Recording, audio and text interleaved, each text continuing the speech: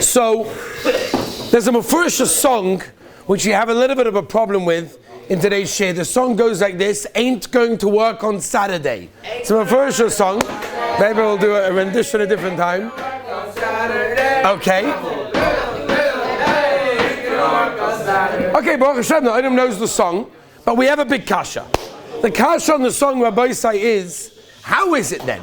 If it's true, and you should know many business people have asked me this many, many times, how is it? I'm not allowed to open up my business. I can't open up my office, my warehouse, my production line, whatever it is that I'm doing. And you got people making money on Shabbos. They're allowed to make money on Shabbos. You have a caterer, for example, that has a company. He makes a kiddush, he makes a bar mitzvah, he makes whatever it is, a chasna, a sheva brachas, and he's making a sach geld on Shabbos. You got, for example, websites that are open on Shabbos. People that are selling things on eBay. People that are selling things on Amazon. These people are making money with their products being sold on Shabbos Kodesh. Anyone, and I'm assuming anyone, that has money in a bank gets paid interest, even for Shabbos. How are you getting money for Shabbos Kodesh? People that own nursing homes are getting money. For people that are there every single day that they're there, they pay per day. You have a hotel, a renting car service, any type of Airbnb situation. You have vending businesses. People have vending machines. People are buying stuff. Even goyim. We'll talk about it, right? Babysitting, bal koira, bal tfilas. All of these things, somehow they're making money on Shabbos, but I'm not allowed to open up my office and my business. What's the pshat? So I'd like to spend time on this extremely important subject, a subject which is negeya to so many people. Like I said, it's whether you have a business or even just being paid to be a bal koira or a bal tefillah, certain situations that we'll get to. I want to explain first and foremost the Agdora Sa'issa. Where does it come from? Why is it also? Where is it also? How is it also?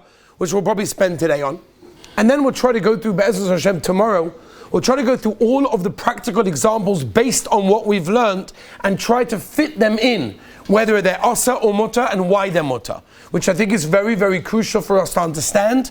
With this halacha, it's a crucial halacha, it's an important halacha, it's a very common shaila, especially with what's going on the internet, with so many businesses opening up online services and all sorts of things that are open on Shabbos often. What is the shaila? What is the heta, if there is a heta, and why is it mutter, or why is it asa, should we say? So of course we know that it is also to work on Shabbos. Mekach or memcha is also.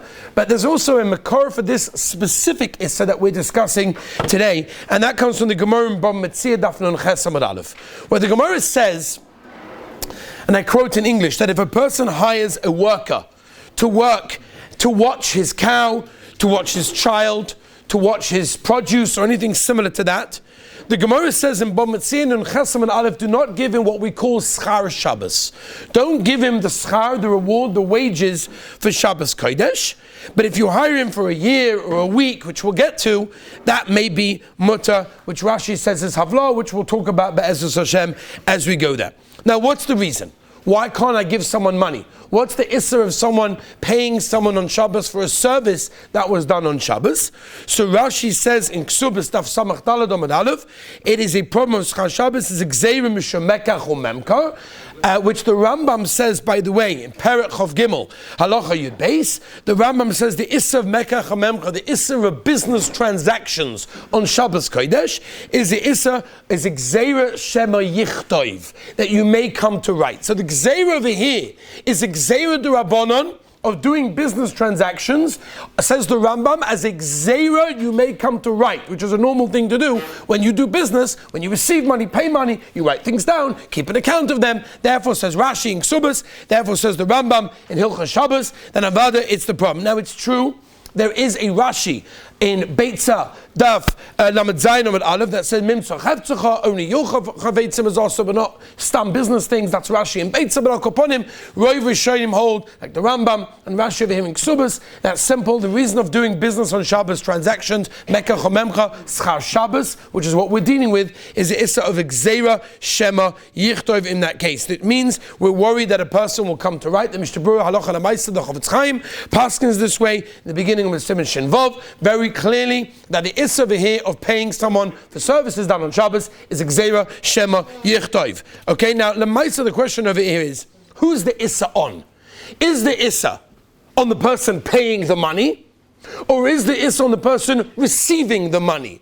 Right, and there's a big nafkamina, obviously. Because if the issa, for example, is on paying the money, then it won't make a nafkamina if it's a goy or a yid.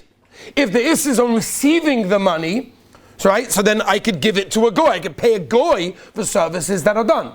Right? So basically the mashma is from the Gemara in Shabbos Kuf Chav Aleph, right? The sugya of the Deleka, Mr. Burr brings it over here in Simon Shinvav Sikot Chav Aleph B'Shem L'Chaya Odom, Till David Paskins this way in Simon Reish Mem Gimel, and others as well. The Issa is on the receiver.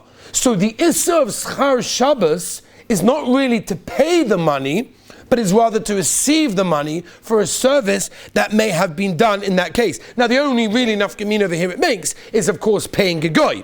Because to pay a Jew is not the issa, but there'll be an issa of lifnei iva there.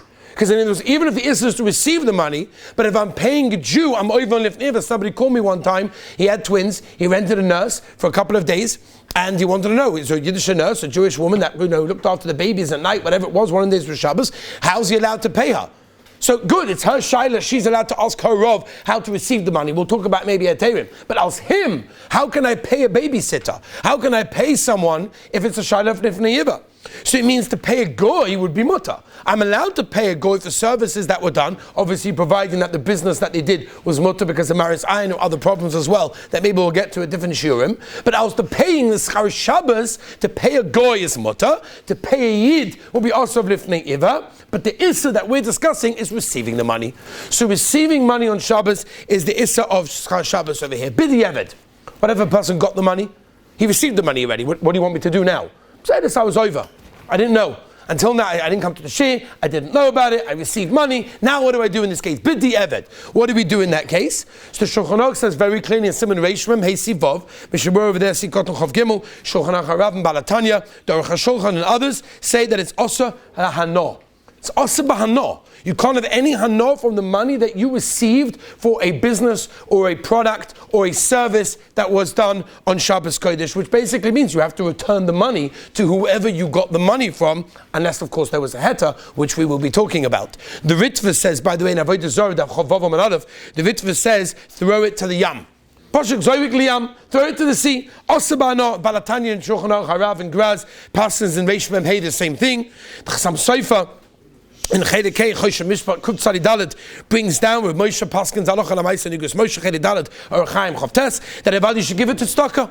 You can't use it yourself, give it to tzedakah. If I remember correctly, Rabbi Moshe writes in the tshuva, give it to tzedakah, but don't have a plaque with your name from the money that you gave, the hana that you get, because that's also hana from a plaque with your name on it, right? That would be hana, because you're getting hana from that. No, every time you give tzedakah anyway. No, that's something else. That's mutter. That's not the hana we're discussing. We're talking about physical hana. You're as mitzvah, you're 100% great. You're 100% right. But the Chassam Sofer and Rav Moshe said, if you get Schar Shabbos, you can't use it. You can't have hana. So it's one of the very few cases, by the way, that we find there's an Issa hana over here. Now we'll talk about other history hana in other shiurim, where all sorts of shilas we have to talk about in businesses and kashrus, all sorts of shilas of wine and trade things. We'll get to that. But our component over here, but the evidence if a person received money for that which was done on Shabbos, it's also bahana. Can't have any hana. Now, what if I get paid before Shabbos or after Shabbos? It doesn't make a difference when you get paid. It's irrelevant when you receive the money. If I get paid on Tuesday for work that was done on Shabbos, then avada, that's considered to be a Schar Shabbos, and that is problem. Now, are we talking about a service that is done? In other words, are we talking about if I'm a waiter, for example, and I am providing a service of using my services to waiter on Shabbos for a Sheva Brachas, and therefore you cannot get paid for that? I get that. What if, for example, I rent my kelim? What if I have an Airbnb apartment? What if I have a car? What if I have any type of item, utensil, keli, and I rent it out on Shabbos? Is that mutter to get Schar Shabbos for that as well? So the Ritva and Shabbos Yates, which is also a Rosh and a Torah Shabbat Lereket, the Shulchan Aruch brings at the beginning of Simon Reish Mavav, by the way, Eli Rabbah Chaya Odom and Mishnah Berurah as well in Simon Reish Mavav, Paskin, that it's not only a service that we're dealing with, but even a product. So if a person has a product, I'm renting renting out my plates. I have a beautiful section of plates. I have tablecloths. People have businesses of all these sorts of things. It's not only a service that you're doing that's also to get Schar Shabbos, but even a utensil that you are renting out would be a problem of Schar Shabbos. And by the way, any form of payment is included to be the Issa. Not only cash, not only check or credit card or bank transfer, but hu hadin, if for example, a person says, listen, you waited for me on Shabbos, I'll give you my apartment right in Miami that you could take for a Shabbos, or you could take during the week for a vacation. It doesn't make a difference what form of payment it is. It's going to be asa because it is a payment for a service or something that was done on Shabbos Kodesh. With the exception, by the way, of someone that says a simple thing that neighbors, for example, do to each other. Maybe we'll get there when we talk about ribbis. But al kaponim, when you have two neighbors, that one goes away for one Shabbos and he says, do me a favor, can you watch my car for me? Like just watch the car, watch the house, make sure everything's okay. Next Shabbos when you go away, I'll watch the car for you when you go away. That's okay. That's what neighbors do for each other. That's not a service for a payment. That's okay. That's not a problem. But we're talking about any form of payment is also al Schar Shabbos, even if it's not cash, if it's in the form of a favor, in the form of anything else. Now the question that people ask with Schar Shabbos is, okay, fine, Beseda, so I'm not going to pay you, but I'll give you a present. So I have a babysitter come to a house on Shabbos. So I'm not going to pay them. After Shabbos, I'll give them a present. I'll give them whatever it is as a present. Or a caterer, for example, right? Something similar to that. I'll give them a present. I'm not going to pay them. This, by the way, is a major shaila. The Prima Godim brings it, Mishpah Soizov over here, Sikot and Dalit, in Shinvav, the Mishnah Berurah brings it, Yorach HaShulchan, Chazanish, and others, that you're not allowed to give a present if you are chayav to pay. That means, if a babysitter charges money, just taking babysitter as an example, if a babysitter charges money, and you're not going to pay them, you're just going to give them a present, that's ridiculous, because you owe them $25 for what they did, for how many hours they were there.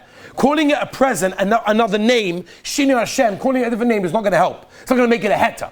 If you don't owe them money, because it's not a prearranged, service. Or it's a neighbor who did a favor for you, they came to babysit the kids. You don't owe them any money, they're not charging you. But after Shabbos, you give them a present, even money or even a gift, that's mutter. Because I was never chayav to give them to begin with. So Shabbos in the form of a present would only be mutter if there's no obligation to pay. But if there's an obligation to pay, it's absolutely not going to help over there. Rabbi said we've got time for one heta that will just start very, very quickly. We mentioned at the beginning about a bank, right? And we've got Rabbi say, so many shilas. We've got websites and Amazon, and we've got shilas of renting Airbnb. We've got a lot of shilas to get through. But one of the shilas we talked about this morning was a bank. Every person has money in a bank, and if you have money in a bank, you're getting interest per day. Well, one of those days is Shabbos Kodesh. So if one of those is Shabbos Kodesh, you're getting Schar Shabbos. So what are you meant to do? You should know the Gedolei HaPoskim are busy with the Shaila, where Moshe has pages and pages just on this Shaila. It's an unbelievable thing. So just to end off very, very quickly, there's something called Havlah.